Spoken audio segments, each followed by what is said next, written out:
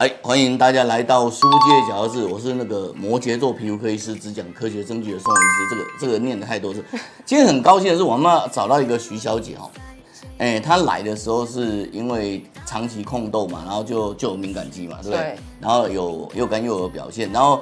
1年下来还是被花上妆了，所以我们这样子辗转喘喘的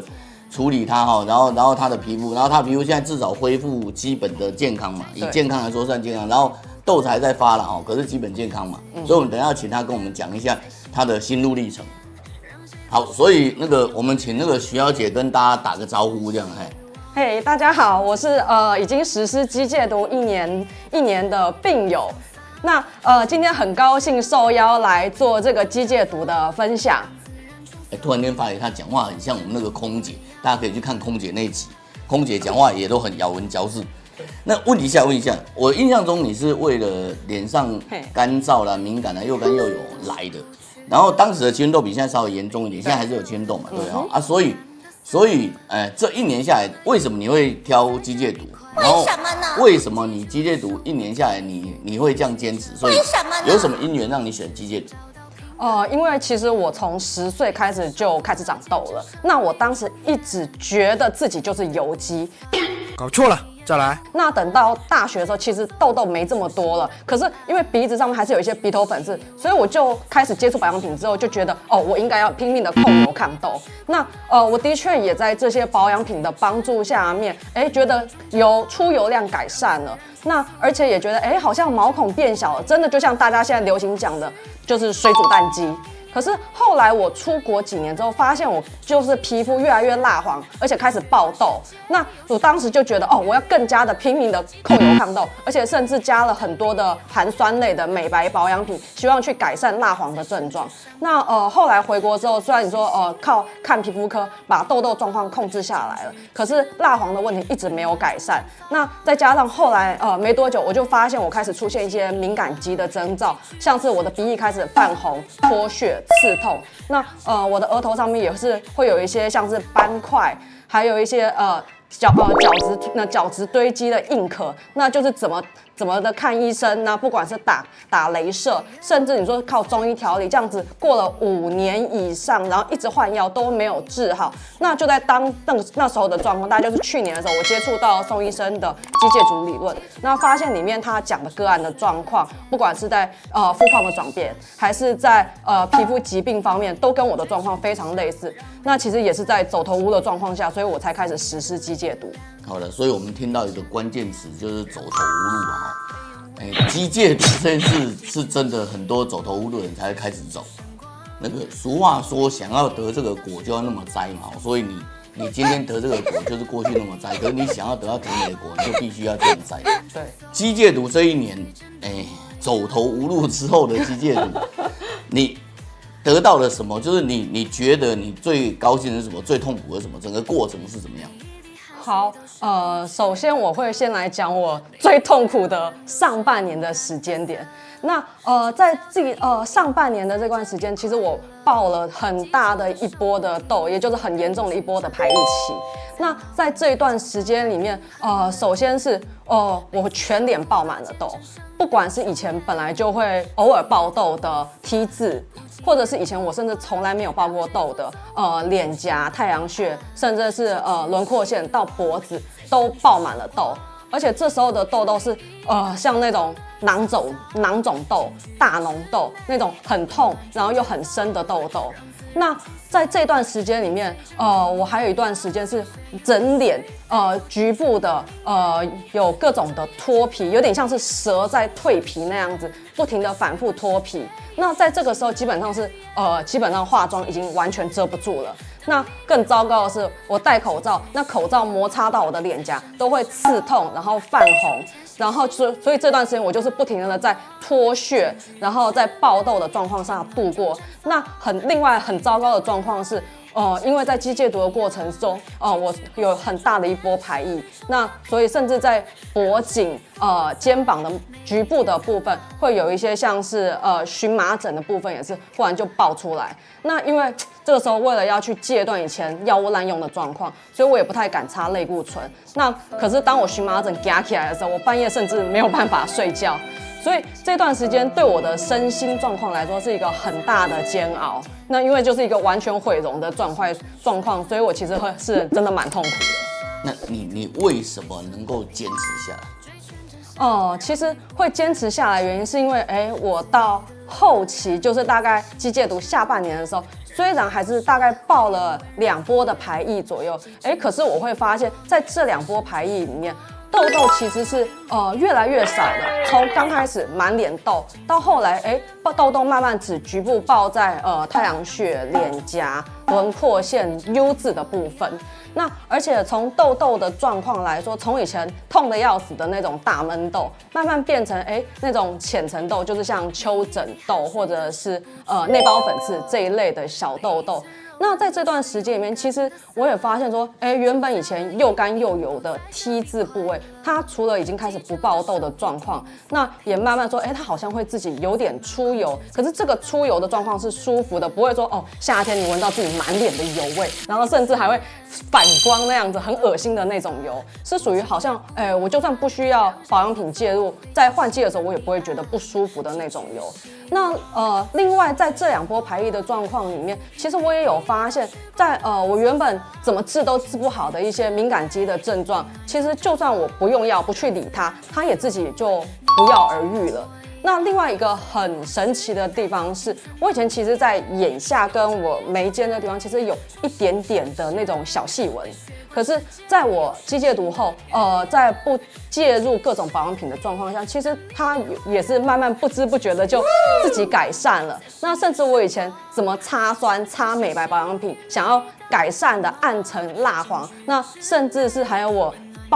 以前爆痘留下来的红痘疤。那这些以前都要靠光疗啊，靠药物介入的这些问题，也是在机械毒的过程中，不知不觉它就自己改善了。那现在大概其实我的红痘印，从以前大概拖1-2个月它都淡不掉，到现在大概2个礼拜吧，它自己就自己消了。所以这是我是觉得到后期很神奇的地方。各位知道我们是一个分享心灵的，搞错了，再来。分享皮肤知识的频道，所以一定要讲一下皮肤知识。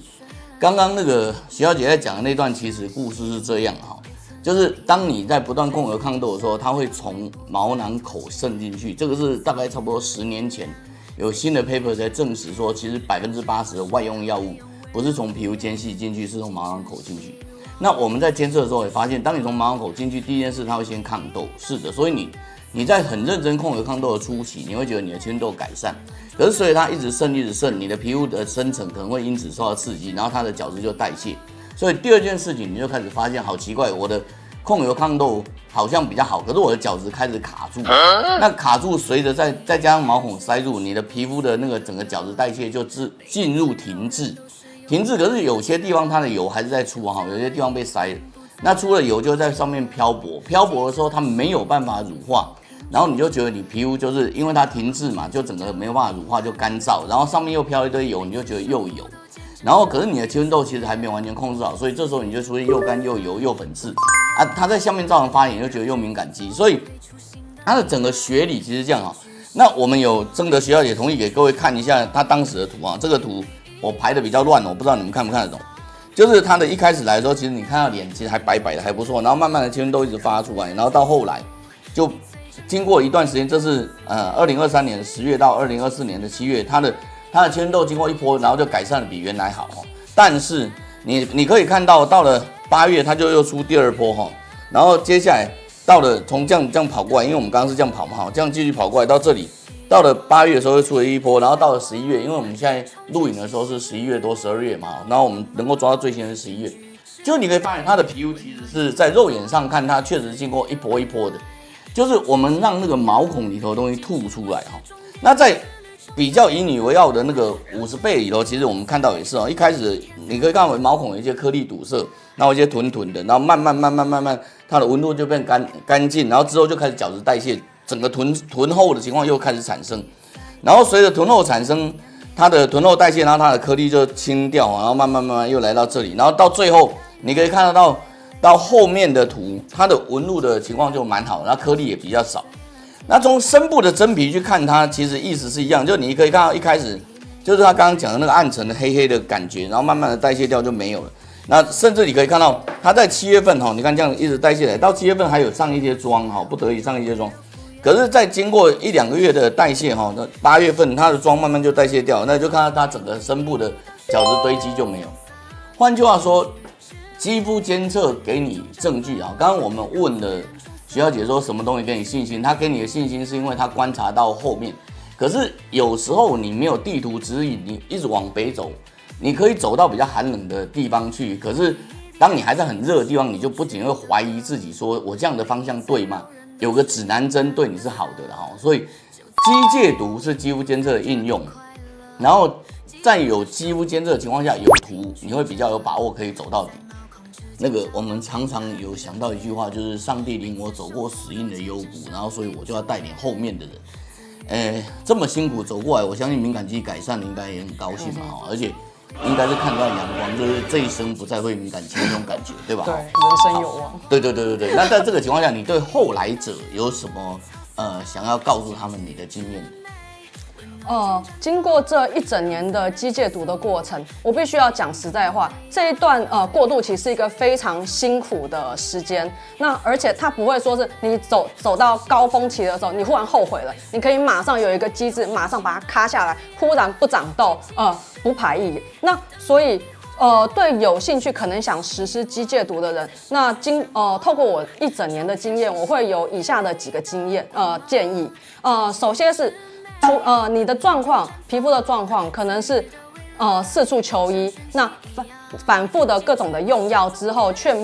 一直没有办法治好，那反复发作的状况下，我觉得你可以考虑来做机介毒。那在做机介毒的之前，你必须要先确认说自己的生计、自己的收入不会受到暂时的排异、爆痘或是烂脸而影响你的收入。那除了这2点之外，因为机介毒的过程其实真的很辛苦。那在排异高峰期的时候，其实真的会爆出比你预想更多的痘痘。那这段时间其实不管是身体还是心灵，你会受到很大的压力。所以我会认为说，你一定要有心理准备，而且要有很强烈的信念，说你是走在正确的道路上面。那为了去支持你这个信念，我也建议大家一定要积极的回诊，那透过宋医生帮你不停的拍图，那提供证据，让你知道说，你的皮肤是逐渐的在转好的，那你才会有信心说你是在做正确的事情。那另外就是你在回诊的过程中，医生也会透过检查你每次皮肤的状况，来给你不同的治疗的建议。那你也要去很认真、确实的去执行这些建议。那这样子，你才能真正的度过比较舒适、有自信的去度过这一段机介毒的时期。那在做机介毒之前，我也是建议大家先去把机介毒的理论先看清楚，那确认自己是机介毒理论里面听到的那种类似的个案状况。那这样子你再来做机介毒的时候，医生也比较有方向去指引你该怎么度过这段时间。那因为其实现在不管是对痘痘啊，或是敏感肌的各种的西医的治疗理论，其实也很多。那不同的理论可能是适合不同的个案状况。那其实我也是希望建议大家可以多多尝试各种的正规的疗法，去找到适合自己的皮肤治疗的状况。好，那个每次只要跟理工系的人录影，我们就要很啰嗦的补一下。我是佛教徒的哈，佛教徒有一句很重要的话叫做那个众生为果，菩萨为因哈，就是。我们做肌肤监测的人很清楚的看到维系的表现，所以我知道你只要去控油抗痘，你就一定会塞；你只要上妆，你就一定会塞。那塞了，你就一定要承受这个后果，对吧？可是这些事情在现实世界里面，大家是没看到的，所以大家只会看到我现在上妆很漂亮，我现在控油抗痘下来，全都变好。那可是当他们一直往前进展到堵塞的敏感肌以后，他们不想承受敏感肌的苦果，他们也不想承受青春痘再度排除的那个苦果。所以那个刚刚徐小姐讲得很好就是从20年前我们开始做肌肤监测以后，我们就有一个自觉当你发现了真相以后，你就要退居到最后线。如果你还抱持任何其他的希望，就是你希望用雷射处理，你希望用果酸处理，我没有意见哦，就你去尝试哦。那如果你真的找不到答案呢，就是那个走投无路的状态下，你可以试着去找一下真相，这就是肌肤监测。好了，是这样子的，就是其实像我这么腼腆的理工男，遇到理工女，我们这么理智的人，还要讲那个有皮肤问题找舒肤机械，然后让舒肤机械找到你的皮肤健康这样，对。这个没有办法，这个是小编每次都要讲的，所以如果你们觉得我们这样子很辛苦，就请你点赞、订阅、分享啊，我们把更好的知识发展给更多人。